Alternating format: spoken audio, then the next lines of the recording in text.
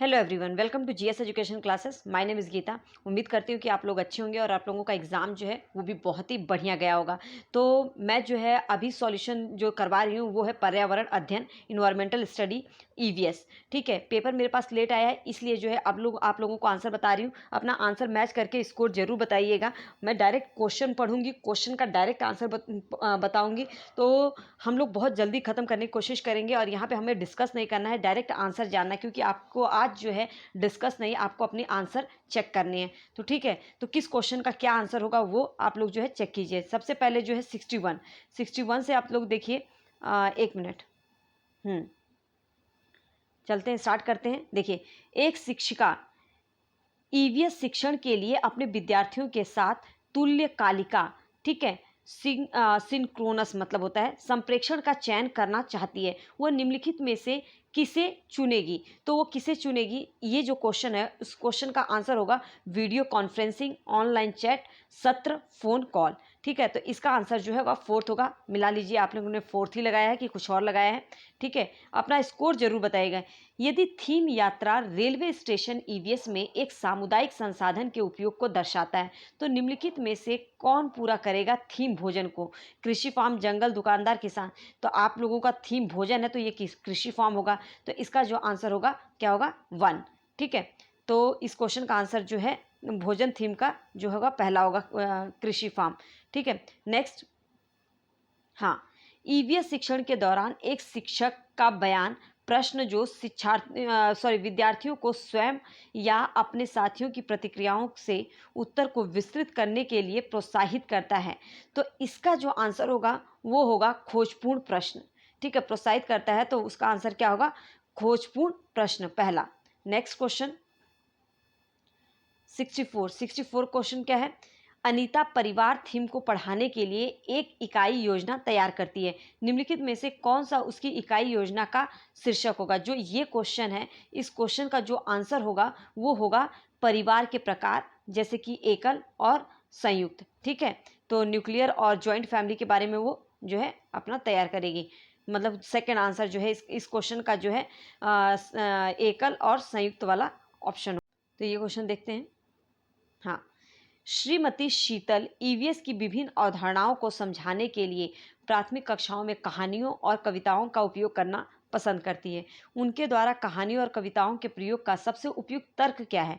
तो ये जो क्वेश्चन होगा इसका क्या होगा? ईवीएस के पाठ्यक्रम को पूरा करना, साथ ही साथ विद्यार्थियों को स्कूल आने से पहले उनका सुना होना। नहीं, ये तो हो ही नहीं सकता।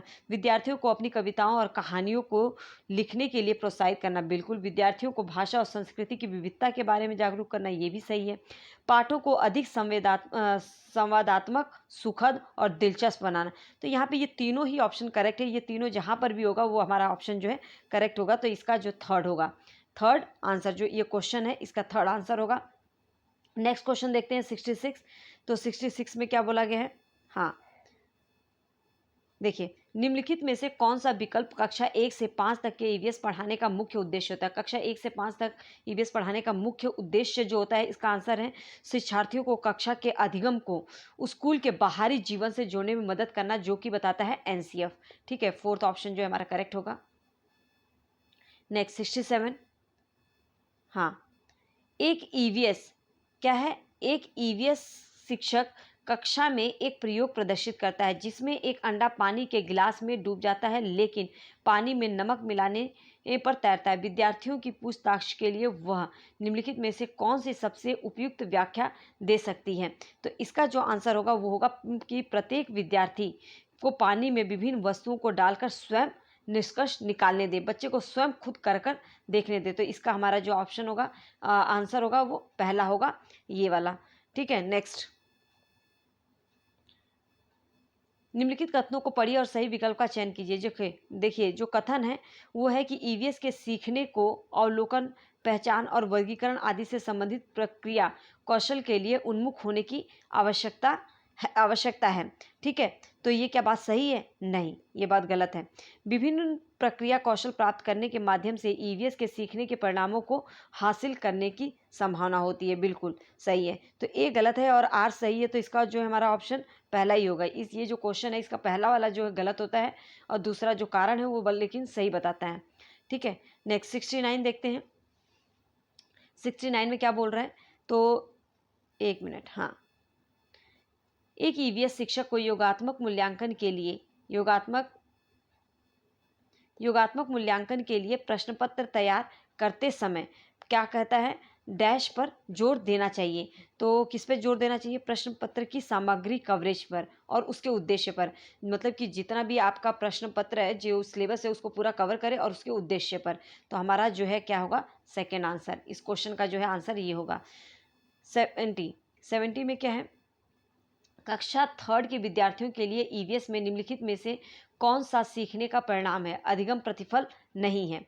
ठीक है, अधिगम प्रतिफल नहीं है, उसका आंसर जो होगा ये कि देखे गए, अनुभव किए गए मुद्दों पर आवाज़ उठाना और समाज की प्रथाओं में संबंधित करना, संसाधनों को स्वामित्व में भेदभाव। तो इसका आंसर जो है सेकंड होगा।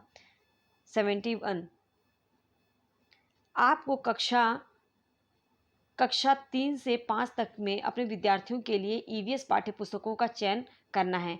इस उद्देश्य के लिए निम्नलिखित में से कौन सा मानदंड जो है सबसे उपयुक्त है। तो जो ये क्वेश्चन है आपका थर्ड से फिफ्थ के लिए विद्यार्थियों के लिए ईवीएस पाठ्यपुस्तकों का चयन करने का, तो इसका आंसर जो होगा फोर्थ होगा कि पाठ्यपुस्तक जो है बाल केंद्रित होनी चाहिए तथा लिंग, जाति, वर्ग, धर्म के आधार पर किसी भी रूढ़िवादिता और अपमानजनक व्यवहार से रहित होना चाहिए। फोर्थ वाला आंसर होगा इस क्वेश्चन का। 72 का देखिए, 72 में क्या कह रहा है, तो निम्नलिखित कथनों को पढ़िए और सही विकल्प का चयन कीजिए। अभिकथन क्या बोल रहा है, अभिकथन में बोल रहा है कि प्राथमिक स्तर पर ईवीएस के विषय के बजाय थीम है।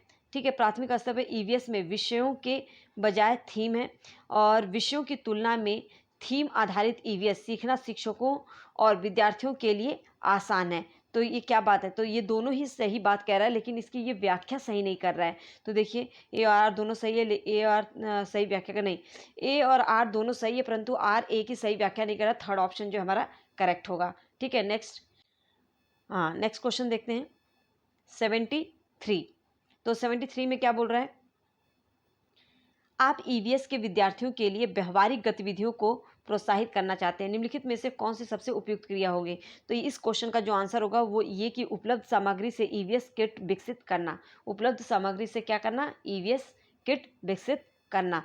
74 में क्या है, हाँ, ईवीएस के लिए रचनात्मक आकलन डैश है। तो ईवीएस के लिए जो रचनात्मक आकलन है वो सीखने के लिए आकलन, बिल्कुल रचनात्मक आकलन में यही होता है कि सीखने के लिए आकलन। ठीक है, और सीखने का आकलन ये तो होगा नहीं। अधिगम के रूप में आकलन, बिल्कुल सीखने के बारे में आकलन नहीं। तो यहाँ पर ए और सी सही होता है, मतलब थर्ड ऑप्शन जो हमारा करेक्ट है। नेक्स्ट 75, निम्नलिखित कथनों को पढ़िए और सही विकल्प का चयन कीजिए। अब यहाँ पे अभिकथन क्या बोल रहा है वो देख लीजिए। अभिकथन में बोल रहा है कि ईवीएस में ये क्षेत्र भ्रमण प्रभावी शिक्षण शास्त्रीय रणनीति है। ठीक है, और कारण क्या बोल रहा है कि क्षेत्र भ्रमण वस्तु और घटनाओं के स्थानों को यादाश्त को बढ़ावा देती है। तो ये तो सही बोल रहा है कि ईवीएस में क्षेत्र भ्रमण प्रभावी और शिक्षण शास्त्रीय रणनीति है, लेकिन क्षेत्र भ्रमण वस्तुओं, घटनाओं और स्थानों की यादाश्त को बढ़ावा देती है, नहीं, ये वाला सही नहीं है। तो यहाँ पे हमारा फोर्थ ऑप्शन जो है करेक्ट होगा। नेक्स्ट 76, गुजरात के सापेक्ष उत्तर प्रदेश, आंध्र प्रदेश की क्रमशः क्या स्थितियां हैं। तो गुजरात के सापेक्ष जो है आंध्र प्रदेश और उत्तर प्रदेश की जो स्थिति होगी वो है उत्तर पूर्व दक्षिण पूर्व। थर्ड ऑप्शन जो ये क्वेश्चन होगा, इस क्वेश्चन का आंसर जो है आपका उत्तर पूर्व और दक्षिण पूर्व है। 77, रामा प्रत्येक शाम को अपने दोस्तों के साथ क्रिकेट खेलता है, वह क्रिकेट खेलने में कौन सी ऊर्जा का उपयोग करता है। तो इस वाले क्वेश्चन का जो इस क्वेश्चन का जो आंसर होगा वो है आपका मांसपेशियों की ऊर्जा। जब हम ईंधन को जलाते हैं तो हमें क्या प्राप्त होता है, ईंधन को जब जलाते हैं तो क्या प्राप्त होता है, ऊष्मा और प्रकाश। Option second.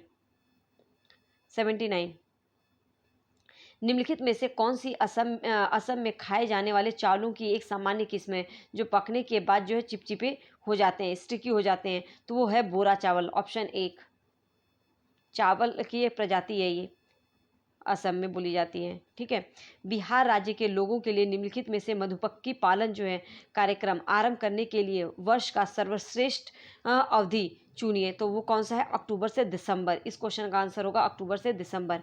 नेक्स्ट क्वेश्चन देखते हैं। देखिए इसमें मिलान करना है। तो जीरा जो है एक छोटा है परंतु खुशबूदार, केसर पीले रंग का होता है, मिर्च दक्षिण अमेरिका, लौंग जो है कील की तरह। तो इसके हिसाब से जो है हमारा सेकंड आंसर जो है करेक्ट होता है, याद रखिएगा। मैच करके दिखा दिया आप लोगों को। 82 क्या पूछ रहा है? बंगाल की खाड़ी का तटवर्ती राज्य केंद्र शासित प्रदेश क्या है? तो क्या है? वो है उड़ीसा। इस क्वेश्चन का आंसर जो होगा पहला होगा उड़ीसा।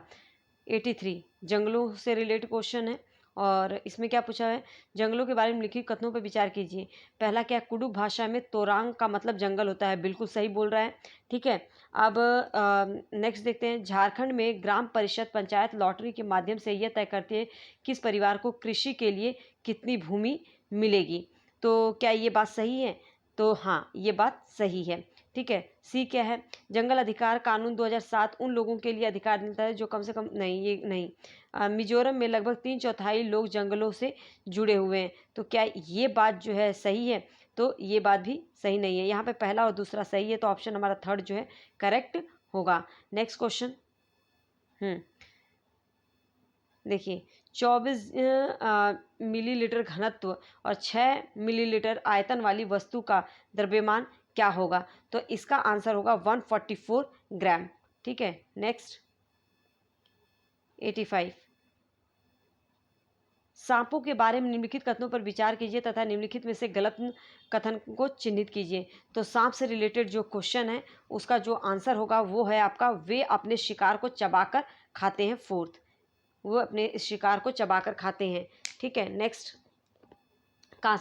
कांसा वाला जो क्वेश्चन होगा उसका आंसर होगा, कांसा एक मिश्र धातु है जिसे निम्नलिखित में से पिघलाकर बनाया जाता है। तो किस किस को पिघलाकर बनाया जाता है? इस चीज़ को याद रखिएगा, वो है कॉपर और टीन। ठीक है, पहला 86 का पहला टीन और कॉपर इसका आंसर है। 87 निम्नलिखित में से हाथियों के बारे में सही कथन का चयन करना है। हाथियों के बारे में तो कौन सा कथन सही है? देखिए 3 महीने के हाथी के बच्चे का वजन सामान्यतः 100 ग्राम होता है। तो क्या ये बात सही है? नहीं, ये बात जो है सही नहीं है। हाँ, वयस्क हाथी एक दिन में 200 किलोग्राम से अधिक पत्तियां और झाड़ियां खा सकता है? नहीं। और नेक्स्ट क्या है? हाथी बहुत अधिक आराम नहीं करते, वे दिन में 2 से 4 घंटे। ये सही है। हाथी कीचड़ में खेलना पसंद करता है, ये सही है। सी और डी सही है, तो यहाँ पे हमारा ऑप्शन जो होगा फोर्थ होगा। नेक्स्ट 88 निम्नलिखित कथनों ए और बी पर विचार कीजिए। कथन ए क्या बोल रहा है? मनाली में ढालू छतों वाले मजबूत बांसों के खंभों से बने ऊंचे उठे हुए लकड़ी के घर जो है क्या करते किए जाते हैं? बनाए जाते हैं। अब यहाँ पे कथन बी क्या बोल रहा है? कि मनाली में बारिश बहुत होती है और बर्फ़ भी पड़ती है। तो सही विकल्प का हमें जो है चुनाव करना है। तो यहाँ पे देखिए ये तो गलत है। खंभों पर बने हुए ऊंचे उठे हुए लकड़ी के घर बनाए जाते हैं, नहीं। ठीक है, और दूसरा क्या है? मनाली में बारिश बहुत होती है और बर्फ़ भी पड़ती है, परंतु बी सही है। ठीक है, ए गलत है, बी सही है। जो मनाली में ढालू छतों वाली मजबूत बांसों के खंभों पर बनाए जाते हैं, ये असम का बता रहा है। तो यहाँ पे हमारा जो है पहला ऑप्शन जो है करेक्ट होगा। नेक्स्ट 89 क्वेश्चन क्या है? एक मिनट, क्वेश्चन देखिए। इस क्वेश्चन का आंसर क्या होगा? पेन ले लेते हैं। हाँ, निम्नलिखित कथनों को पढ़िए और सही विकल्प का चयन करना है। अभी कथन क्या बोल रहे हैं? अभी कथन में बोल रहा है कि दाब लगाने पर गैस को आसानी से संपीड़ित किया जा सकता है। ठीक है, और तो ये बात तो सही है। जब हम किसी गैस पर दबाव लगाते हैं तो गैसीय कणों के बीच अंतराणु का स्थान कम हो जाता है और यह आसानी से संपीड़ित हो। दोनों ही बात सही है और व्याख्या भी एक दूसरे की सही कर रहे हैं। तो यहाँ पे ऑप्शन देखिए कौन सा? हाँ, सेकंड ऑप्शन जो है करेक्ट होगा। इस क्वेश्चन का आंसर जो होगा ए और आर दोनों सही है। आर ए की सही व्याख्या कर रहा है। जो हमारा लास्ट 90 क्वेश्चन का आंसर है वो क्या होगा वो देख लीजिए। पौधों को निम्नलिखित मुख्य कार्यों पर विचार कीजिए। तो क्या है? भोजन का उत्पादन और भंडारण करना, बिल्कुल। पौधों को शक्ति और सहारा देना, बिल्कुल। पौधे के अन्य भागों की जड़ों से जल और खनिज का स्थानांतरण करना, बिल्कुल। तो तने का मुख्य कार्य जो है ये तीनों ही होते हैं। ठीक है, तो इसका आंसर जो होगा हमारा क्या होगा? फोर्थ। तो उम्मीद करती हूँ कि आप लोग आंसर जो है, मैंने क्वेश्चन पढ़ा, क्वेश्चन का जो आंसर बताया उसके अकॉर्डिंग आप लोग चेक कर लीजिएगा, अपना आंसर ज़रूर देखिएगा कि क्या है। तो अपने स्कोर ज़रूर बताइएगा। All the best.